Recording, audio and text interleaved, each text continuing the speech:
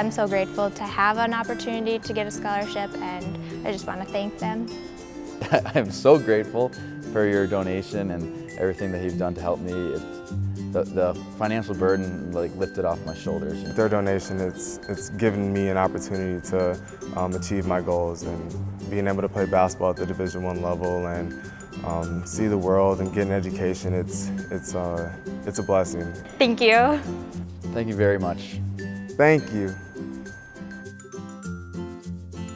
It's definitely been easier playing basketball and having a scholarship, so very thankful.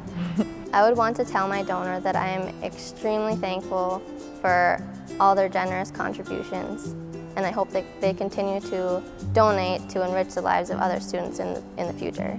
If I was able to meet my donor, I would definitely say that one day I really hope to be as fortunate as they are to give back to students like me, because I'm so thankful for what I've gotten through my scholarships and the experience with the internship that I got. Say thank you 1,000 times, I think, and it wouldn't be enough. I feel justified, but really the scholarship they've given me has really opened the doors as far as opportunities. Again, I haven't had to take on that second job. I've been able to take my talents and put them into nursing. I've been able to put them in the organizations I'm involved with. So just really a big thank you, and just thank you for allowing me to achieve my dream. Thank you. Thank you. Thank you. Having financial help just because of someone's goodwill is definitely a life impact. I think just having that support from donors or other people, family members, friends, has really helped me push myself to do even better than what's expected through education, and even beyond that, going out into the community and helping those around us through service events.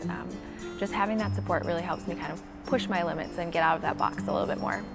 They've allowed me to take it easy on work and then get more involved. And I think with that involvement, it's allowed me to really grow my experience at college and really focus on my academics and where I want to be after I graduate college. We can all use a helping hand sometimes, and it really does pay off. Thank you. Thank you so much. Thank you so much. I just want to say thanks. I just want to say thank you.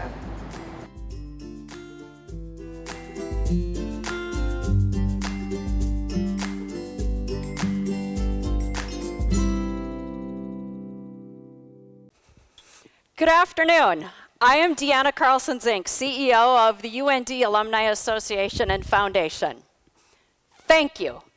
2 very simple words. But how impactful is it to hear it from our students? Thank you. It's really an affirmation of goodness, a demonstration of appreciation. Thank you. It cultivates a sense of gratitude, and really, it is essential to a life well lived. Thank you. When is the last time you said thank you and really meant it to somebody?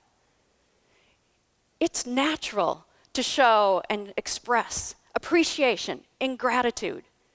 It's what we are about.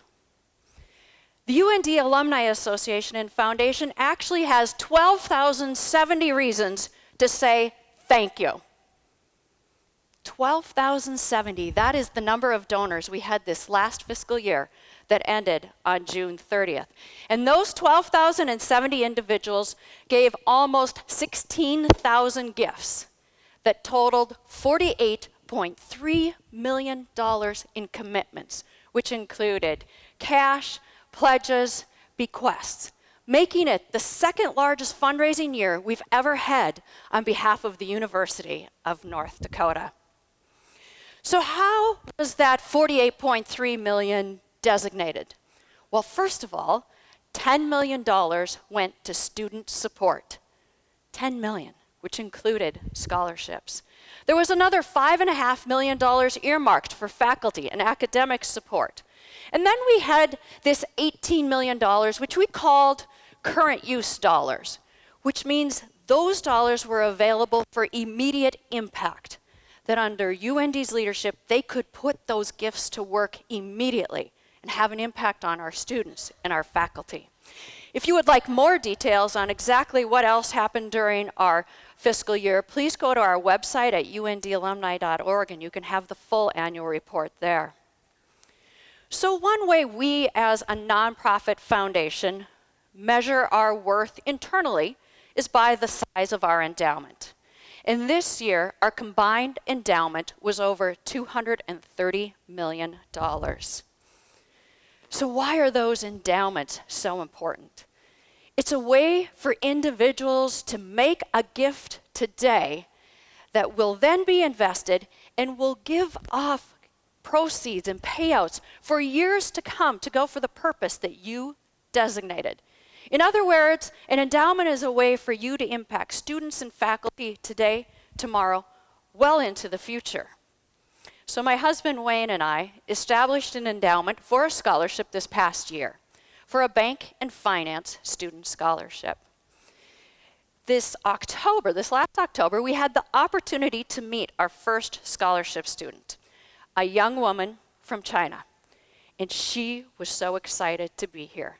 And why did she come to Grand Forks, North Dakota? Because the University of North Dakota offered her so many opportunities.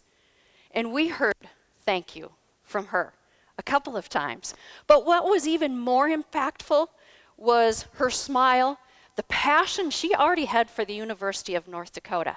And you could see it within her heart in how she enjoyed the community here. Our goal as individuals shouldn't be to just live forever, but how wonderful it is that we can create something that long after we're gone will carry a legacy and have an impact on students. You know, one of the easiest ways that we can see what philanthropy does for a university is through construction projects and through physical structures. And man, we have changed over the last 10 years, haven't we, on this campus? Do you realize there are over $200 million worth of construction projects going on in this campus? So let's take a little drive through campus.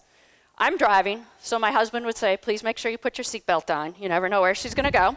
But let's start out on the northeast side of campus. Now, many of these buildings are a combination of our public and private support.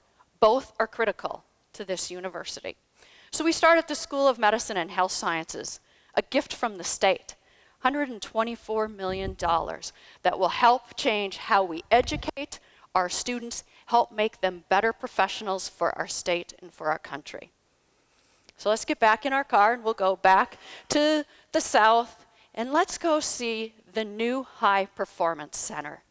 Now this facility was built 100% with philanthropic funds from individuals and corporations. And it is our new home for our football team, track and field and cross country, soccer, baseball. They finally have a place to practice year-round. So important for recruiting those top quality student athletes and also important for recruiting our coaching staff. So let's take a little drive to the west and we'll stay on the south side of campus and we come to what may look like just a pile of dirt and kind of a mess right now, but it's actually our collaborative energy complex. We did the groundbreaking on July 20th, and again, this is a great partnership between private and public. You see, private donors made gifts for that facility, and we were able to use state match dollars to help get it close to being finished off. A little bit more to go. But as Dean Rowini will tell you, it's the home for our petroleum engineering and the new doorway to our College of Engineering and Mines. So let's go back north to University Avenue, and yes, see, this is where Wayne would say, have your seatbelt on, because I'm going the wrong way down the one-way, I know that. And we come to the School of Law building. Again, another wonderful example of public-private partnership. The state gave us the dollars we needed to get started. Private donors finished it, making it possible to have the addition and all the renovations that make it a world-class School of Law for our students here. Let's continue west, down University Avenue, and we come to this facility over here, the Wilkerson Dining Center renovation. Now, we call it a renovation. I've been on campus for 30 plus years. That looks like a brand new building. That does not even look like the same building. But what a great new facility that will open in about a month. And if you remember, President Kelly's, one of his pillars is about gathering, providing gathering spaces for our students. What a wonderful gathering space that we will have in place for students today. Then let's go to the far western edges of our campus, to Robin Hall. Again, another fantastic example of private gifts and how they can change the landscape of a campus and of education for a quickly, rapidly growing program.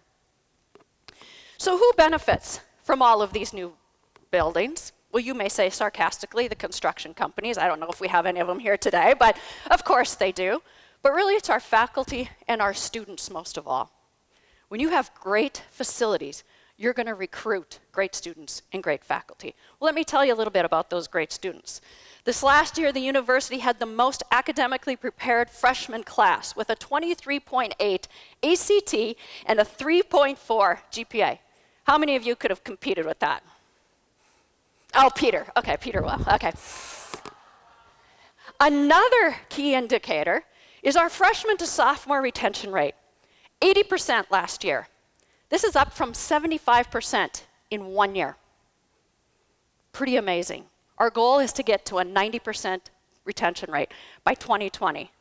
Piece of cake, right, Laurie? Right, Tom? You know, we have some outstanding students. You saw a number of them on our screen here today.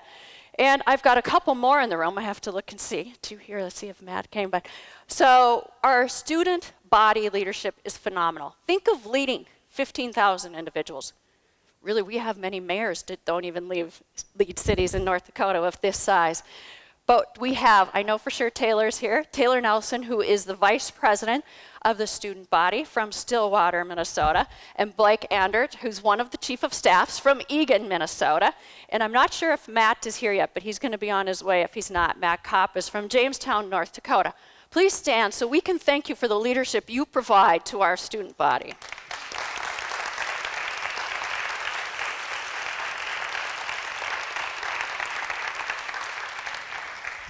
We also have students in the audience who were part of our thank you video. So would you please stand so we can give you a round of applause for participating in this as well.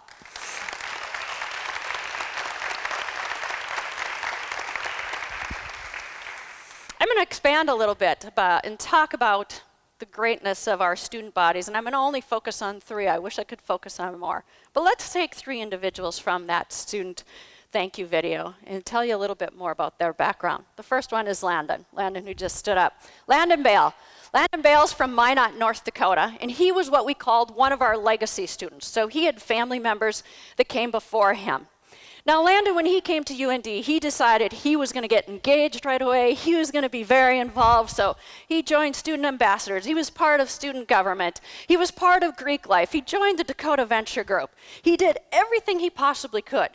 And they had the opportunity to do that because he had scholarships.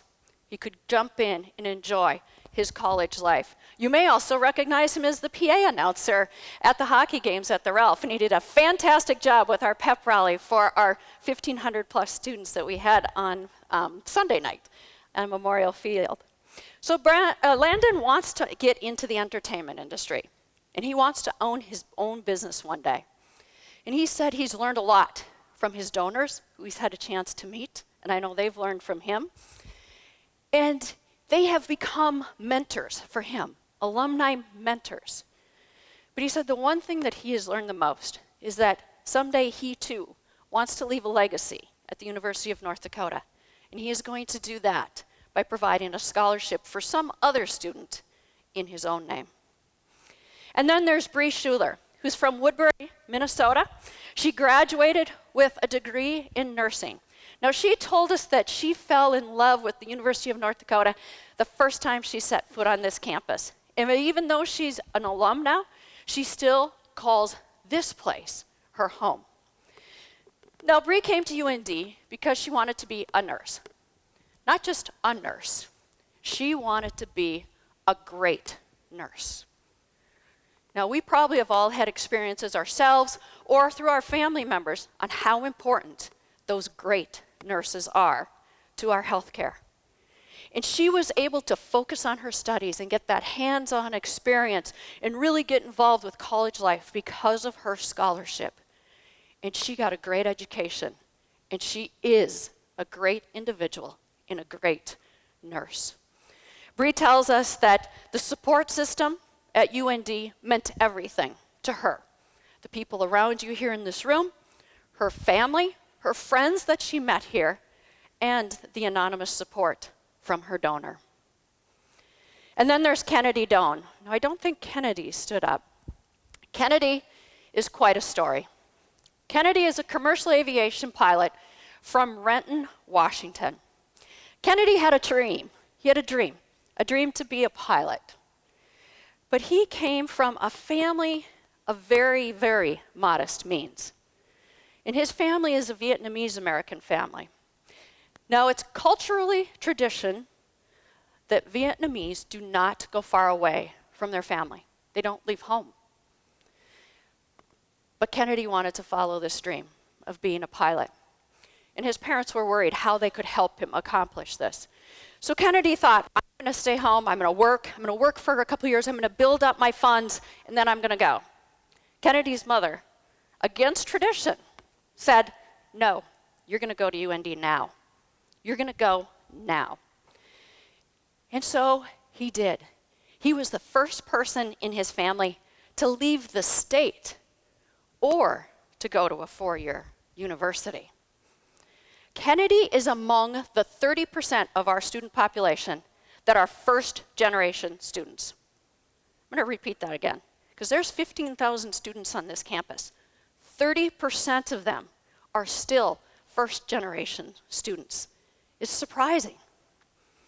Well, Kennedy wants to work for a major airline, and he is confident that when he graduates in a year, he will reach that goal because of the excellent classroom training he had and his hands-on training. Did you realize that our commercial aviation students graduate with an average debt load of $80,000? $80,000. Now, Kennedy, who received scholarships, said the scholarships will definitely help, but he is still leaving with significant debt. And that is why, it's stories like Kennedy's and others, that we are going to focus on building more student support through student scholarships. It's in direct line with what the president and his leadership team have put out there as part of Vision 2020, is building a $100 million endowment for student scholarships and faculty support. So where are we right now, and what's going on with our students and the scholarships that they receive? Well, 83% of our students, our undergraduate students, received financial aid last year. 83%. And that's loans, work-study, or grants. While only 24% of our students received a scholarship. 24%. The average cost of an undergraduate education at UND is almost $23,000 per year. So take that out over 4 years, maybe 5 years, Vice President Reeser, 4 years or 5 years, and you see what kind of an investment our students are really faced with. The average student loan debt for a 4-year graduate, excluding aviation, med school, law school, is right around $20,000. So I have a niece here.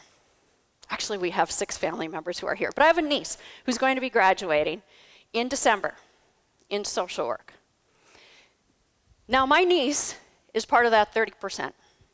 She was first-generation student out of her family. And my niece is part of that extremely modest means. So during her time at UND, she's worked 2, sometimes 3 jobs to help pay for school.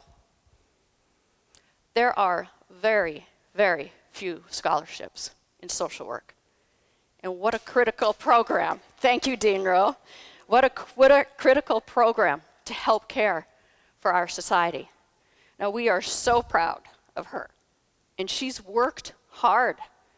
But she's going to have double the average debt load. But it's an accomplishment. No, I'm not saying paying for college, especially at an outstanding university like this, should be easy. I'm not saying that. It should be a challenge. It should be something that requires planning and discipline and hard work. And it should be something that's worthy of accomplishment. It's an accomplishment worthy of pride. It should not, however, force students between studying and working. It should not disrupt families' finances. And it should not force young professionals to start their careers with tens of thousands of dollars of debt. Paying for college shouldn't be easy, but could we make it easier by providing more scholarships? So donors have given just over $68 million in endowment for student support. And through investments, that amount has grown to just over $73 million. Our endowments have generated in this last year $2.5 million that supported 1,200 students. I will repeat again the goal for that Vision 2020, $100 million to add to our endowment in line with the university's overall goal that would then provide $4 million additional in annual distributions. And this goal for the university and our organization is in concert with the renewal of the North Dakota Higher Ed Challenge Fund, which is wonderful from the state of North Dakota. For every $2 that a donor provides, the state will match it with $1 that goes into endowment for scholarships or for faculty support. So, let's take a drive back through campus this time. But this time, let's imagine a different look. Let's imagine we are 5 years into the future. And what does this campus look like? What will we see? What will we see in our students? Well, we know that we'll have graduates from our med school and our law school that will have known nothing else but this new building and the new facilities and the new training we're able to provide them. And we know they'll be out there making an impact in our region, in our state, and in our country. We know that our football team will have been practicing in the High Performance Center for 5 years, and that they've beaten the Bison twice by that time. Right, Wayne? We know that there will be new friendships that have formed because of Wilkerson comments, new collaborative projects, and maybe even a few marriages along the way. So imagine we now look 30 years into the future. I graduated 30 years ago from this university. I can't believe how fast it goes. That's how quickly the next 30 are going to go. But what does our university look like then? What's going on? What is happening with energy research? And what challenges are we helping to solve or alleviate in our country through energy research, through medical research? What is it that we're providing? What does our UAS program look like? Will we even have internships in outer space? Imagine what it could be. So let's now go back to 2020 and imagine again. Imagine what 50% of our students receiving scholarships looks like. Can we get there? 50%. Can we get there? We're at 24%. Imagine what a new $100 million in endowment means for students and faculty. Imagine how that can change what goes on this campus. I believe together we can help change lives and help others achieve their dreams. And to quote John Lennon, since I'm a bit of a fan, to quote John Lennon's song, Imagine. You may say I'm a dreamer, but I'm not the only one. I hope someday you'll join us and the world will be as one. So join us in changing lives and creating opportunities for students today, tomorrow, and 30 years in the future. Thank you for your time.